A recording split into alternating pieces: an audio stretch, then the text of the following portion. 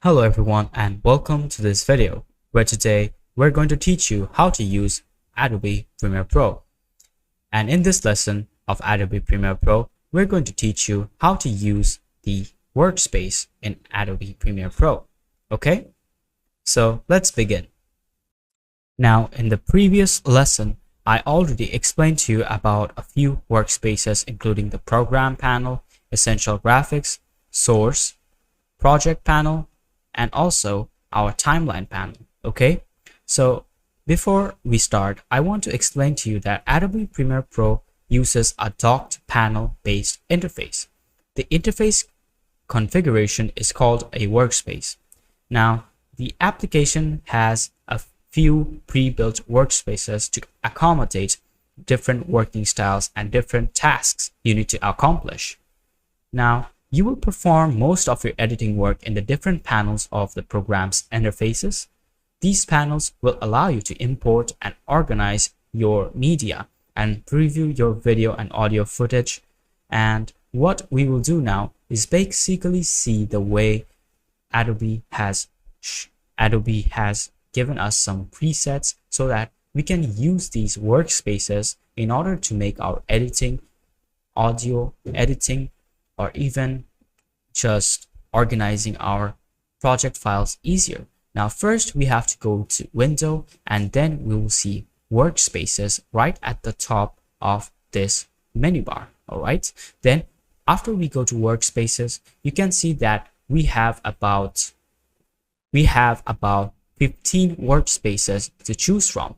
Now these are already given to us, and currently I'm using the editing workspace. Okay, and if we want to go to the effects workspace, we will see that our area, or this whole thing over here, will be turned into a different setting, and we will be given the panels that we will most use while using effects. So the same goes for essentials, learning, meta logging, production, review, vertical, and audio, assembly, captions and graphics, and color. Okay, now by default we will always be into the editing panel, but if you want to select another workspace, we can just go over here, and for example, let's select the essentials panel, the essentials workspace.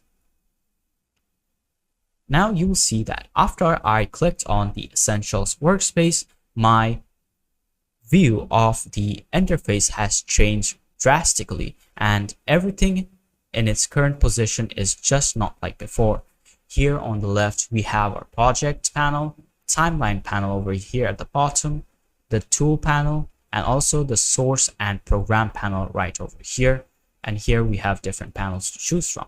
Now previously I only explained to you about 5 panels. Now today in this video I'll be also explaining you about the rest of the panels, including the workspace. Okay, so over here you can see that in our window panel, workspace, and we can select the workspaces that we want. What if you want to create a custom workspace? Okay, you can do that as well.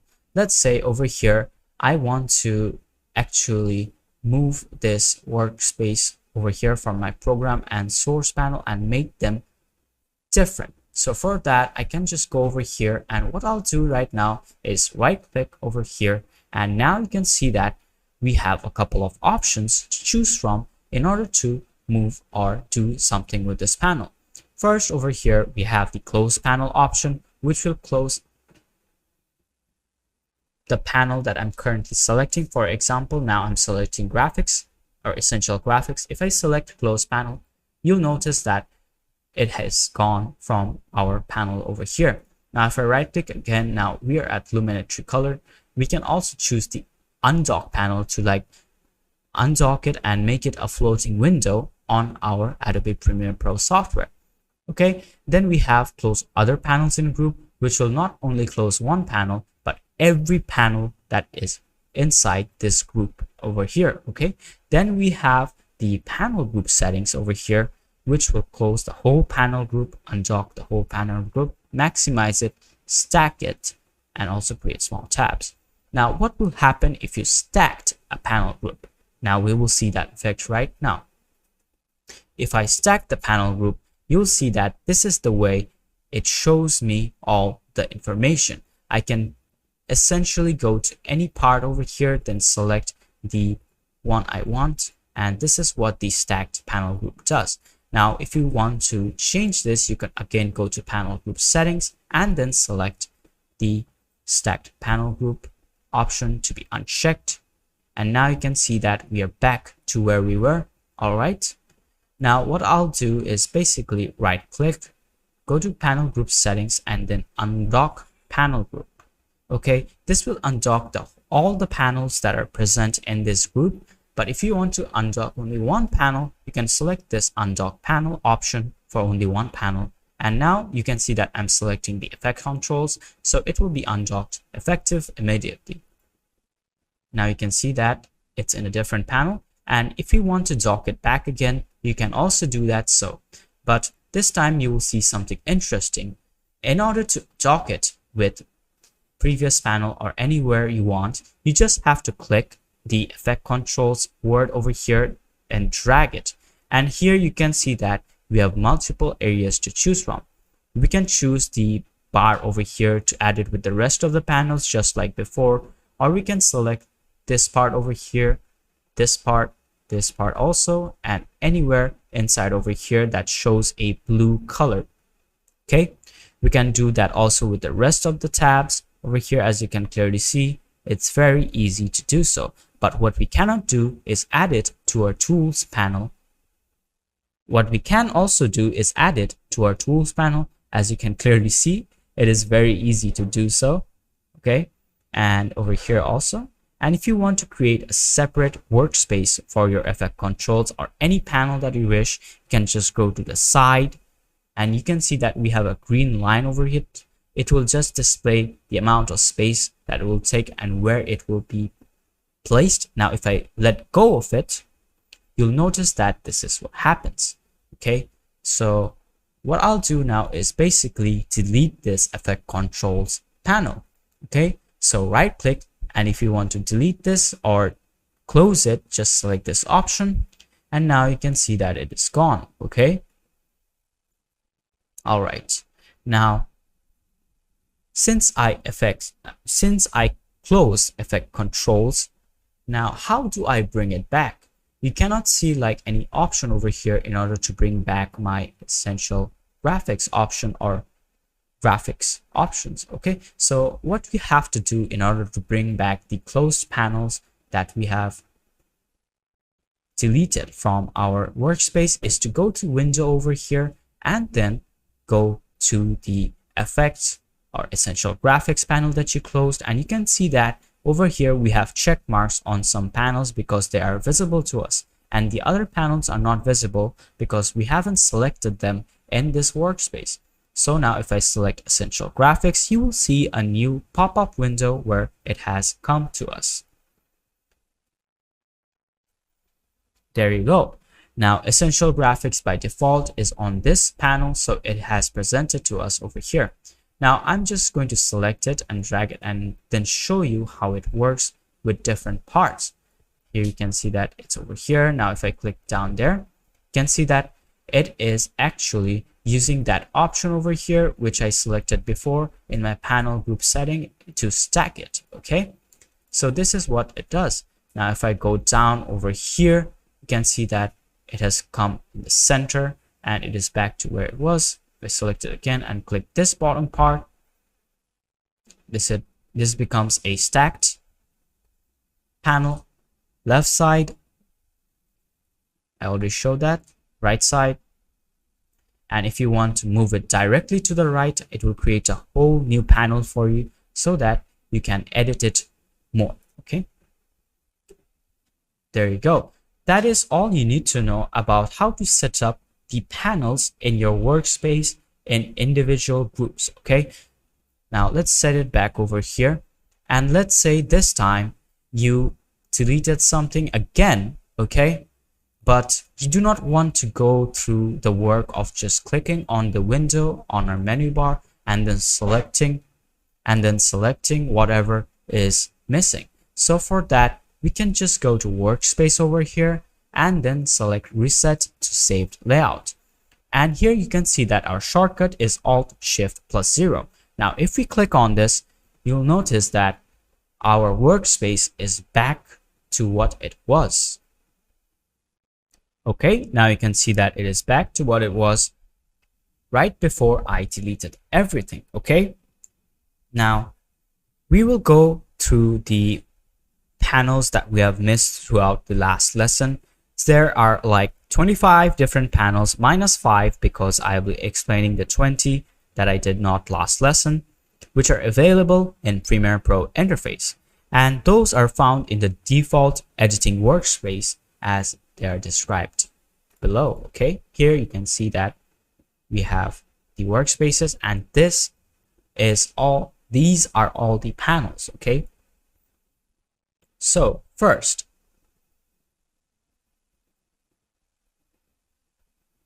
we have already explained what the program monitor does, the source monitor, the timeline, and tools do. Okay, so what we'll do now is basically teach you about the audio clip mixer. Okay, now what it does is basically adjust the settings while listening to your audio and viewing video tracks.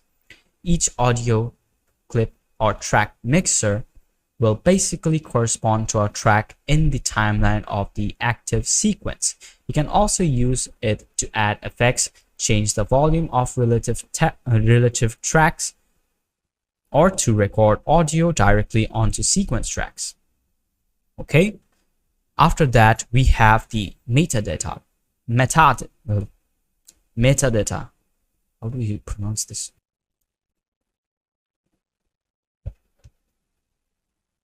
After that, you have the metadata panel, where it is a set of information that describes the content or properties of a file.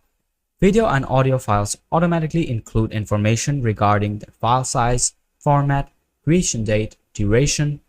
Okay, so metadata can also include additional information such as location, director, scene, shot, etc. This panel allows you to edit and view those properties so that you can use them to organize and sort your files or share them with other Adobe applications. Okay, so after that we have the media browser panel. So this panel helps you to browse and preview your files on the hard drive.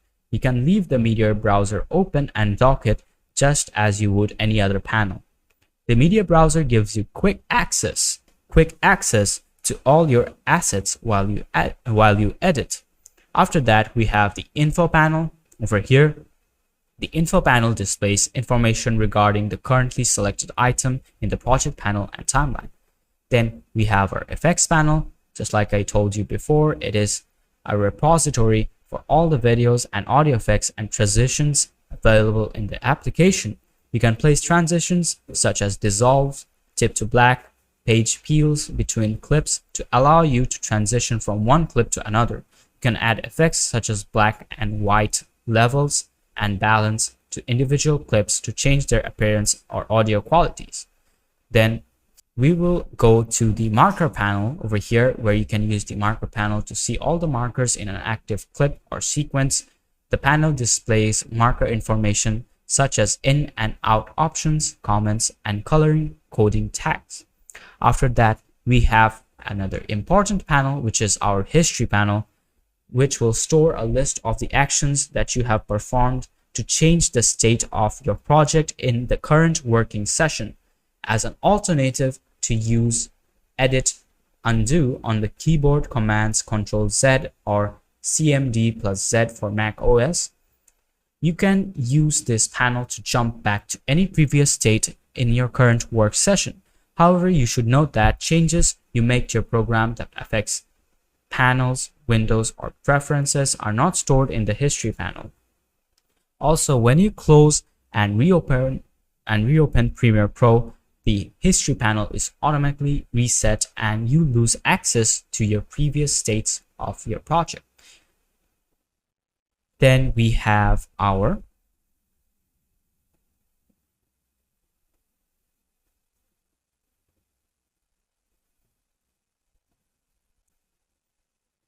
oh gosh. Then we have our capture panel, which will help you to capture a video of yourself and also the audio, then which you can use to input it inside your video as well. Okay, so these are some of the panels over here which you will use a lot. Now I'm leaving out all the panels because mostly experts use them, and since this is a beginner video, I would like you to learn about the basics first. Okay, so now that we're done with the panels that you will use throughout your course over here, let's go forward and learn about the preferences section in Adobe Premiere Pro.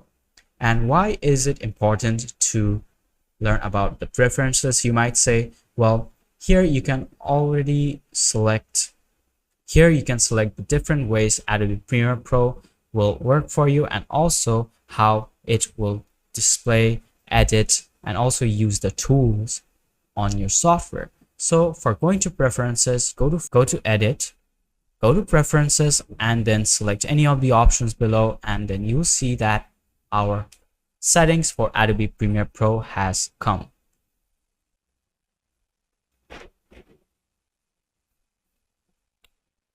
Okay, now here you can see that in general we have some options to choose from in order to basically choose the startup option, where we can show home, and when opening a project we can show the open dialog, and we have an option to create bins, projects, and here we have different options to choose from as well. Then for appearance, you can go over here and make your Adobe Premiere Pro's view brighter, lighter, or darker. Okay, let's put it back over here because I like it on my eyes to be a less bit bright. Then in here we have our highlight color, where we can choose the interactive colors to be either lighter or darker. Here we have our focus indicators as well. Then for audio, we can choose many options over here in order to edit our audio hardware, autosave, which is a very important part of Premiere Pro, because in case you're trying to edit a video and suddenly your electricity goes off for your PC, or your PC gets badly damaged and you can't use it anymore, this autosave function will easily save it to your hard drive and you don't have to worry about it anymore. Now here I have given my autosave every 15 minutes, and the maximum project versions for every autosave is 20 times.